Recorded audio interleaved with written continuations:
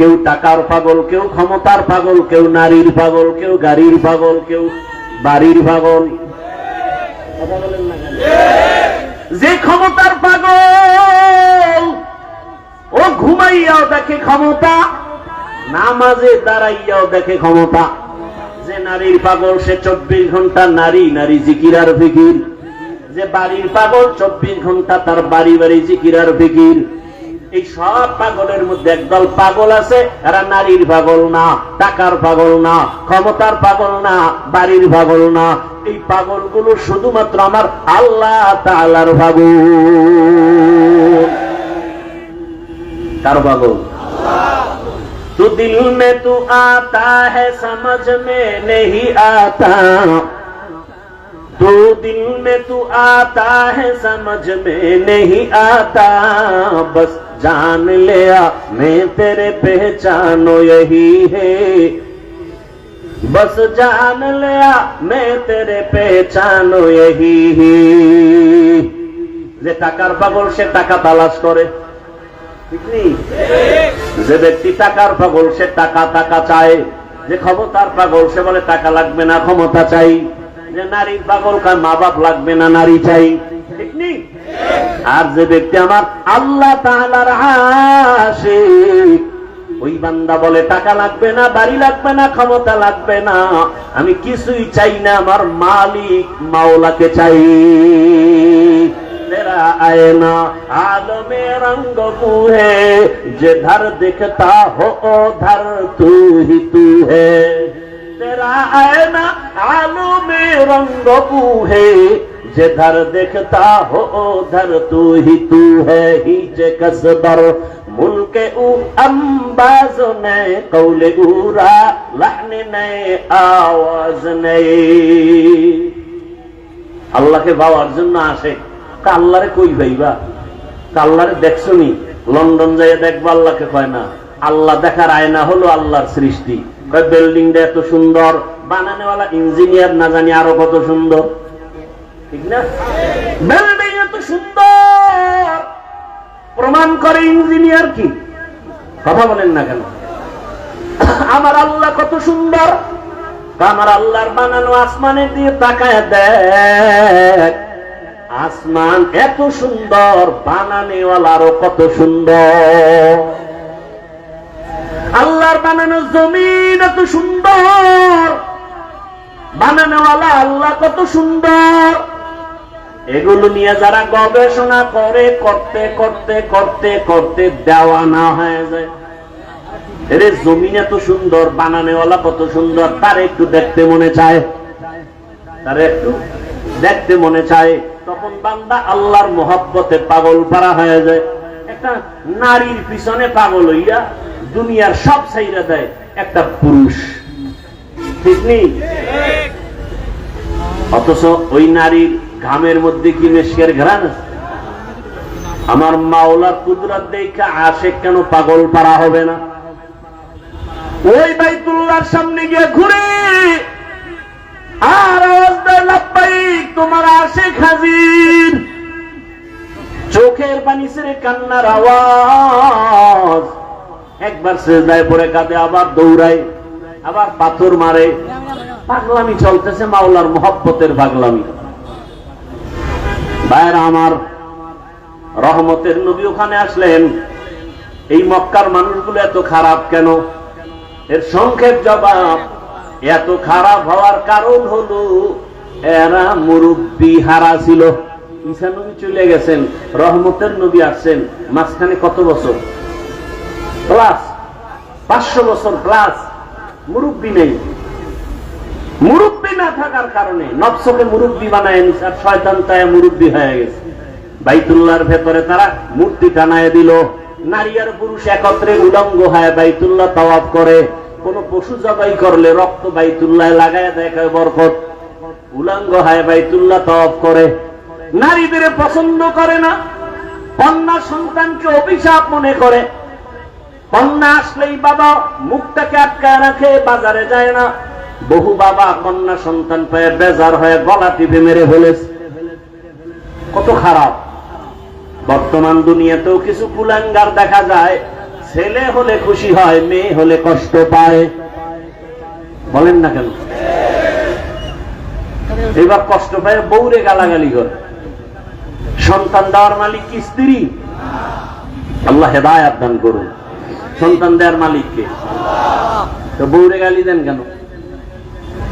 লিল্লাহি মুলকুস সামাওয়াতি ওয়াল আরদ ইয়াহাবু লিমান ইয়াশাউ ইনাসা ওয়া ইয়াহাবু লিমান ইয়াশাউ যুকুর আও ইউযাওবিজুহুম যুকরানা ওয়া ইনাসা ওয়া ইয়াজআলু মান ইয়াশাউ আকিমা ইন্নাহু আলিমুন কাদির।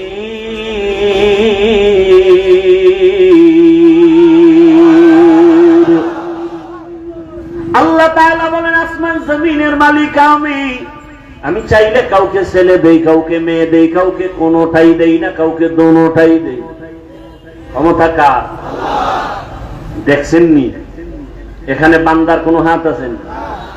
বান্দারা চেষ্টা করলো ট্যাবলেট খাওয়াইয়া সন্তান কমাও, স্লোগান লেখা দিছে, ছেলে হোক মেয়ে হোক দুটোর বেশি নয়, একটা হলে ভালো হয়। ঠিক নেই? যখন এই স্লোগান শুরু করছে ওই দিন থেকে আমার মাওলার কুদরতের চাবিও শুরু হয়ে গেছে। একসাথে 4 সন্তান। আল্লাহর সাথে পাল্লা দিয়ে কেউ পারছে? এই শিক্ষিত বাবারা বলেন তো, সন্তান কমানোর মিছিলে বলেন তো কি পরিমাণ জনসংখ্যায় আমার দেশের মানুষ কমছে না বাড়ছে? ট্যাবলেট কই? ওয়ামাকারু ওয়ামাকারাল্লাহ ওয়াল্লাহু খায়রুল মাকিরিন।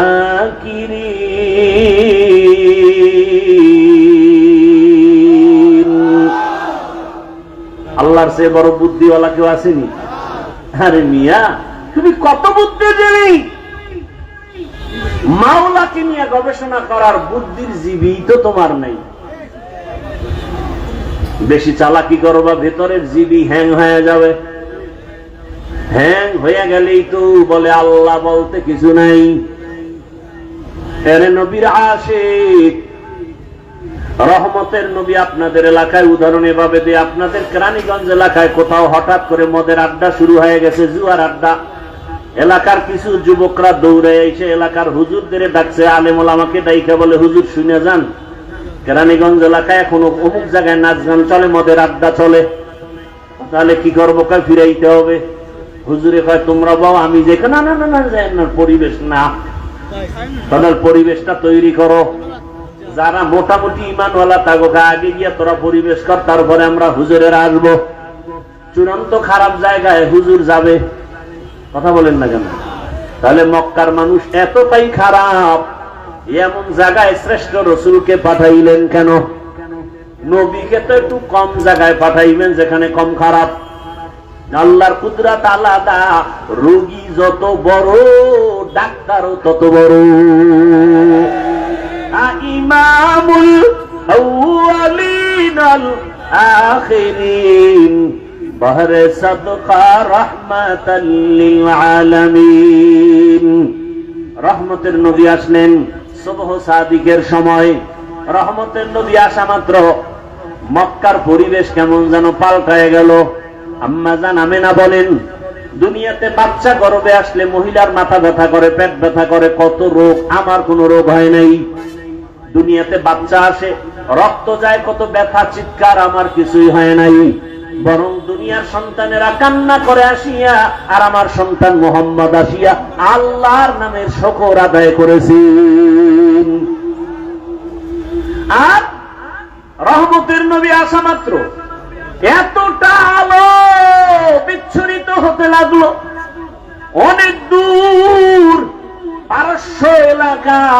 আমি আমেনা নিজ চোখে তাকায় দেখি মোহাম্মদ আসা মাত্র এমন আলো দেখলাম, আলোর দ্বারা পুরা পারস্যের প্রাসাদ গুলো, রাজপ্রাসাদ গুলো ডাইরেক্ট আমি চোখে তাকায় দেখতেছি।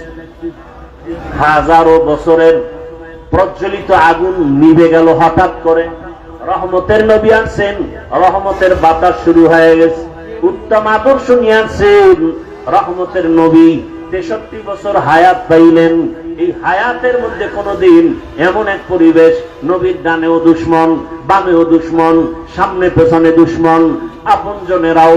দুনিয়াতে একটা সন্তান আসার পর আপন হয় তার মা বাবা, আর কেউ তেমন আপন না। কিন্তু আমার মাওলা পাকের কুদরত, রহমতের নবীকে পাঠাবার আগে আব্বাজানকে নিয়ে গেলেন। রহমতের নবী আফসোস করে কাঁদে দুনিয়াতে আসিয়া, একদিন বাবা বলে ডাক দিতে পারি না, আমি ইয়াতীম। 6 বছরে আমি মা হারাইয়াও বড় অসহায়। বাবার কবর দেখতে গিয়া মাকেও হারিয়ে ফেলেছি। আমার 8 বছরে দাদা আব্দুল মুত্তালিবও চলে গেছেন। এখন আমার কেউ নাই, কার কাছে মনের দুঃখ বলবো? এত বিপদ, আমার ডানে বামে কেউ নাই। এই আমার বংশের লোকেরা পারে না, আমাকে মেরে ফেলবে। কতবার জবাই করার ষড়যন্ত্র চক্রান্ত করলো। এরে দুনিয়ার মানুষ, আল্লাহ আমাকে এমন কঠিন কঠিন পরীক্ষা নিলেন। এত নেওয়ার কারণ হলো ভালোবাসার ব্যক্তিটাকে তো পরীক্ষা বেশি নিবেন, এরপরে সম্মান তো কম দেন নাই। এরে নবীর আশিক, নবীর দুশ্মন যারা গালি দেয়, নবী হাসি মুখে বুকে লাগায়, কাউকে দূরে ঠেলেন না, গালিও দেন না। নবী গালি শুনতেছেন, গালির জবাবও দেন না। রহমতের নবীর কোন হায়াতে একটা গালির কোন কথা ইতিহাসে নাই। কেমন মায়ার নবী আমার, চিনলা না, যদি চিন্তা নামাজ ছাড়তে পারতা না। কেমন মায়ার নবী আমার, রহমতের নবী হায়াতে কোনদিন কাউকে একটা মিথ্যা কথার আসর লাগান নাই। রহমতের নবী আমার কোনদিন চোখ দুইটা গরম করে কারো দিকে তাকান নাই। কারণ মায়ার নবীর চোখে এতটাই পাওয়ার, যদি গরম চোখে তাকায় জাগায় লোকটা পুড়িয়া ছাই হয়ে যাবে। রহমতের নবী কোনদিন গরম চোখে কারো দিকে তাকান নাই। নবী আমরা বয়ান করতে করতে গলা শেষ, তলা শেষ, মাইয়া বলার হিসাব নেওয়ার টাইম নাই, ঘুমানোর টাইম নাই, দৌড়াইতেছি গাধার মতো। এত মেহনত, এত বয়ান। 1 ঘন্টা করলে কয় বয়ানই করে নাই, টাকা লয়ে দৌড়ায় গেছে। 3 ঘন্টা করলেও কয় মন ভরে নাই। এত বয়ান, আর আমার রহমতের নবীর কোনো বয়ান লাগে না। আমার নবী আসছে, চেহারা দেখে আর কথা শুনে, ব্যবহার দেখে বেঈমান কালেমাওয়ালা হয়ে যায়। দুশমন আইসা নবীরে মারবে, তাকাইয়া কয় না, তার চেহারার মধ্যে তো দুশ্মনী কোনো ছাপ নাই। জঙ্গলের প্রাণীরাও বড় আশিক। ওরে কেমন মায়ার নবী, সব নবী রাসূল আমার আল্লাহ তাআলার আশিক। আর আল্লাহ বলেন আমি একা আল্লাহ মুহাম্মদের আশিক। ব্যবধান আছে না নাই?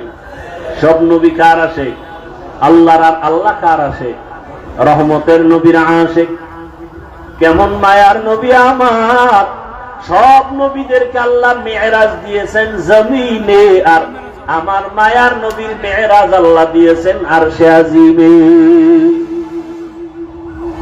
রহমতের নবী বলেন মক্কার মানুষগুলো এতটা খারাপ, কন্যা পছন্দ করে না, বিধবা নারী পছন্দ করে না, জ্যান্ত দাফন করে, এতটা খারাপ।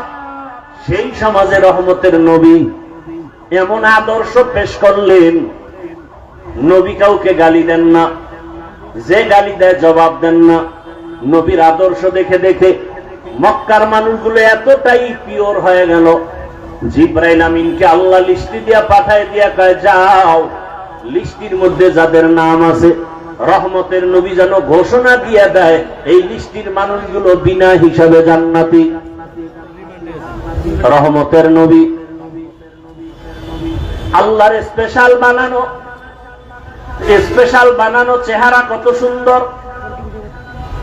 আম্মা জানা আয়েশা রাদিয়াল্লাহু আনহা বলেন দুনিয়ার মানুষ তোমাদের সবার একটা সূর্য, আর আমি আয়েশার আলাদা সূর্য। তোমাদের সূর্য সকালবেলা পূর্ব দিকে উঠিয়া পশ্চিম অস্ত যায়, আর আমি আয়েশার সূর্যটা প্রতিদিন এশার নামাজের পরে আমার হুজরায় উদিত হয়। নবীর চেহারা এত সুন্দর, আম্মা জান আয়েশা রাদিয়াল্লাহু আনহা বলেন, নবীজির ঘাম আমি বোতলে ভরে রাখতাম, বড় বড় অনুষ্ঠানে আতর হিসাবে ব্যবহার করতাম। কেমন মায়ার নবী আমার, যেখানে কদম দেয় সেখানেই মেশকের ঘেরান। এত বছর মানুষের বয়ান করছি, উহুদের ময়দানের ঘটনা বইলা বইলা বলছিলাম। নবীর দান শহীদ হওয়ার পর একটা গর্তের মধ্যে রাসূল পড়ে গেলেন। হযরত আলী সহ কয়েকজন সাহাবা নবীরে কাঁধে উঠাইয়া উহুদ পাহাড়ের পাশে নিয়ে একটা পাথরের উপরে রাসূলকে বসালেন। নবী ওখানে কিছুক্ষণ বিশ্রাম নিলেন। নবী যেখানে বসছেন ওখান থেকে এখনো মেশকের ঘেরান আসতেছে, ওখান থেকে এখনো। এই বয়ানটা এত বছর করছি, কিন্তু ওই পাথরটা ধরতে পারি নাই, সৌদি গভর্নমেন্ট আটকায় রাখছে। এবার গিয়া শুনলাম ওই জায়গাটা খুলিয়া দিস, চলে গেলাম সেখানে। ওই পাথরটা একটু গর্ত, মাথাটা ঢুকাইয়া যখন রাসূলের শরীর মুবারক মাথা ওখানে রেখে রেস্ট নিছেন, ওই জায়গাটায় নাক লাগানো লাগে না, দাঁড়াইলে দেখি মেশকের ঘেরান বের হচ্ছে। ভালো রকম তাকায় দেখলাম কেউ কি আবার আতর লাগাইলো নি? না না, কোনো আতর নাই। ১৫০০ বছর পর্যন্ত মেশকের ঘ্রাণ অনবরত বের হইতেছে। পারলে বাবা মাওলার কাছে বইলা যাও, নবীরে পাইলাম না, নবীর একটু ঘেরান তুমি নাকে লাগাইয়া নাও। আর নবীর ঘ্রাণ যদি নাকে চাও, সুন্নতের মালা গলায় লাগাই দাও। আমি কিন্তু এখনো একবারও বলি না, এতক্ষণ বয়ান করছি, একবারও কিন্তু বলি নাই সবাই স্কুল ছাড়িয়া মাদ্রাসায় যাও। একবারও বলি নাই টুপি লাগাও। একবারও বলি না আমার মতো দাড়িওয়ালা হও। একবারও বলি না চাকরি ব্যবসা ছাড়িয়ে তাবলিগে যাও, চরমোনাই যাও, পীরের কাছে যাও। আমি একবারও বলি নাই রে বাবা, বরং আমি বলতে চাই, ও যুবক বাবারা, বৃদ্ধ বাবাজি, ছাত্র যুবক বাবারা, মা বোনেরা, স্কুলে পড়ো, কলেজে পড়ো, চাকরি করো, ব্যবসা করো, বাধা নাই। আমি পরামর্শ দিব, ওখানে থাইকা জান্নাতের পথটাকে রেডি করে ফেলো। বলবে এটা কেমন করে সম্ভব? আল্লাহ বিবেক দিছে, বিবেকটাকে প্রশ্ন করে দেখো। ও যুবক, তোমার মতো যুবক নবীর আসে, স্কুলে পড়ে, কলেজে পড়ে, ৫ ওয়াক্ত নামাজ পড়ে, আছে না নাই? তোমার বিবেকটাকে জিজ্ঞাসা করো, বলো তুমি কেন পারবা না? রাস্তায় গাড়ি চালায় কত ড্রাইভার ৫ ওয়াক্ত নামাজ পড়ে, বলো তুমি কেন পারো না? তোমার মতো জেনারেল লাইনের বাংলা শিক্ষার যুবক নদীর মধ্যে মাছ ধরে, নামাজ ছাড়ে না, বলো বাবা তুমি কেন পারবা না? বাই ফোর্স তোমাকে কোনো আদার না, বিবেকের কাছে প্রশ্ন রাখি। তোমার মতো যুবকরা আবার পুলিশ বিডিআরের চাকরি করে, ৫ ওয়াক্ত নামাজি আসেনি। তোমার বিবেক দিয়া জবাব বের করো, তুমি কেন পারো না? তোমার কপালে কার অভিশাপ লাগছে বলো রে বাবা? ও ব্যবসায়ী, ও চাকরিজীবী বাবারা, আপনার মতো কত ব্যবসায়ীরা নামাজ ছাড়ে না, ব্যবসা করে, দোকানদারিও করে, নামাজও আদায় করে। আপনি কেন পারবেন না? ও আমার আল্লাহর বান্দারা, এখনো সময় আছে, তওবা করে নাও। পর্দার আড়ালের মা বোনেরা, আপনার মতো কত মা, কত বোন এখনো আছে, নামাজ ছাড়ে না, বেপর্দায় চলে না, মোবাইলে সময় নষ্ট করে না, স্বামীর মাল হেফাজত করে, খেয়ানত করে না। আপনারা কেন পারবেন না? বৃদ্ধ বাবাজিরা, আপনার মতো কত বুড়ারা মসজিদে গিয়া নামাজ আদায় করে, আপনি কেন পারবেন না? মনে মনে কি ভাবছেন কোরআন মিথ্যা? প্রমাণ একটা দেন, দিতে পারলে আমি এখন দাড়ি কেটে ফেলবো, নামাজ ছেড়ে দিব, আল্লাহর বিরুদ্ধে রাস্তায় নেমে যাব। কারণ আমার আল্লাহ আছে না আছে দলিল কোরআন, কিয়ামত আছে নাকি নাই দলিল হলো কোরআন। ওই কোরআনেই যদি ঝামেলা থাকে, সবই ঝামেলা। কিন্তু আজও পর্যন্ত আল্লাহর কোরআনের একটা ভুল কেউ বের করতে পারছে? কেউ পারে নাই, বরং বহু মাথাওয়ালা কালেমা পড়েছে। আমার আল্লাহর কোরআন এত সত্য, এটা এমন এক দামি কিতাব, এটা দিয়ে তাকাইলে কলিজা ঠান্ডা হয়ে যায়। এটা পড়লে সওয়াব, দেখলে সওয়াব, এটার আওয়াজ যত শুনবেন ততই কলিজা ঠান্ডা হয়ে যাবে। এরে নবীর উম্মতের দল, ও যুবক বাবারা, তোমার মতো যুবক স্কুল কলেজে পড়ে, লেখাপড়া করে, চাকরি করে, ব্যবসা করিয়া যদি নামাজ পড়ে, বলো তুমি কেন পারবা না? কয়দিন আর বাহাদুরি করবা?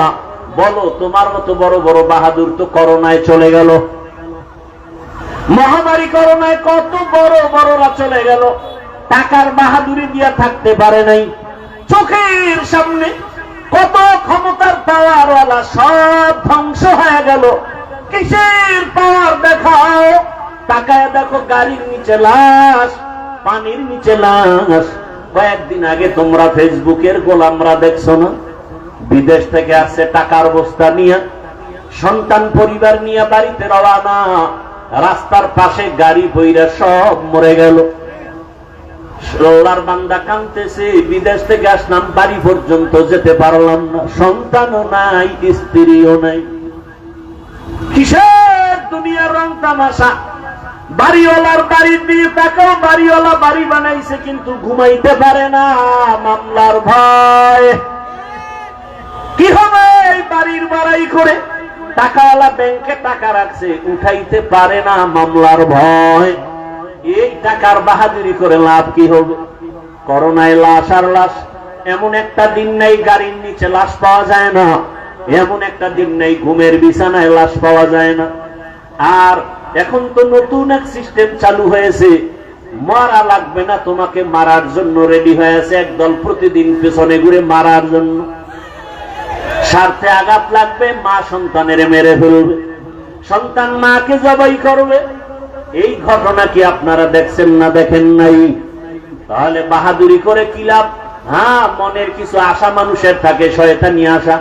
সিনেমা হলে গেলে জানি কি মজা, পার্কে ঘুরলে কি জানি মজা। যারা গেছো যুবকদের পায়ে হাত রেখে বলবো, বাবা জীবনে তো পার্কে কম ঘুরো নাই, সব মিটাইয়া আড্ডা তো রাতের বেলা মোবাইলে কম দাও নাই। এখনো কি ফিরবা না? এখনো কি তওবা করবা না? মনে চাইছে দাড়ি কাটবা, কেটে ফেলেছো, কারো বাধা মানো নাই। আর কত কত বছর আরো দাড়ি কাটলে মনের আশা পূরণ হবে? আর কতবার সিনেমা হলে গেলে তোমার মনের আশা পূরণ হবে? আর কত মাইয়া নিয়ে আড্ডা দিলে তোমার মনের আশা পূরণ হবে বলো? এবং তোমার হায়াতের বাকি আছে কতদিন তাও বলো? এখনো সময় আছে, তওবা করো।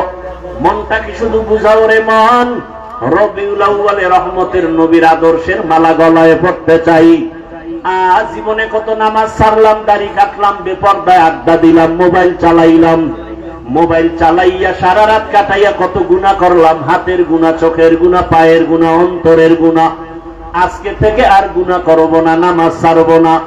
তওবার যদি নিয়ত হয়, আল্লাহকে মনে বুঝে যদি বলতে পারো, হে মালিক জীবনে আর দাড়ি কাটবো না, নামাজ ছাড়বো না, বেপরদায় চলবো না, মা বাবার সাথে বেয়াদবি করবো না, ওলামায়ে কেরামের পরামর্শ, শিক্ষকের দোয়া নিয়ে নবীজির আদর্শ মেনে চলবো। এখনো যদি তওবা করতে পারো, জীবনের মুহূর্তে সব গুনাহ মাফ হয়ে যাবে। ও আল্লাহর বান্দারা, তুমি বলতেছো টুপি মাথায় দিলে মাথা গরম লাগে, আর আমরা 24টা ঘন্টা টুপি মাথায় দেই, কই তো মাথা তো গরম হলো না। টুপির কারণে তো আমগো সম্মানও কমে নাই। তোমরা কেউ আসো, কেউ নাই, কেউ খাও, কেউ খাও না, আমরা টুপিওয়ালাদের কোনো টেনশনই নাই। এর যুবক, কই দাড়ির কারণে তো সম্মান কমে নাই। এমপি সাহেব দেখলে কয় হুজুর দোয়া করবেন, মন্ত্রী দেখলে